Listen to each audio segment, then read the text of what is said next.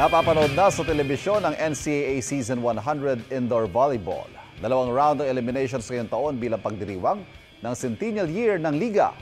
May unang balita si Nico Wahe.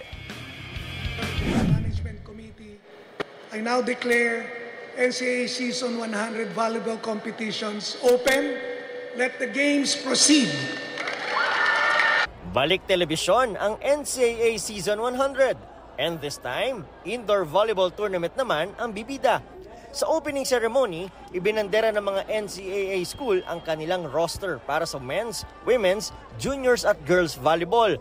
Present ang mga NCAA Mancom representative, maging si GMA Integrated News Regional TV and Synergy Senior Vice President and Head, Oliver Victor B. Amoroso. Ito ang first time na 2 rounds ang eliminations ng NCAA Indoor Volleyball bilang pagdiriwang ng centennial year ng Liga. Every game now is important. Aside from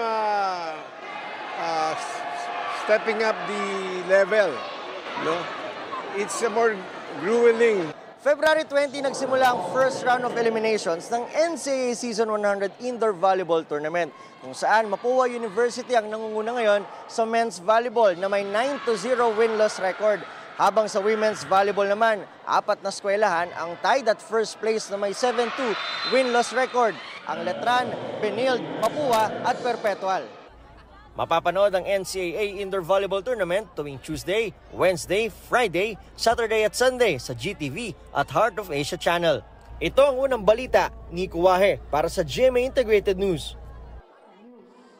Kapuso, huwag magpapahuli sa latest news and updates. Mag-iuna ka sa balita at mag-subscribe sa YouTube channel ng GMA Integrated News.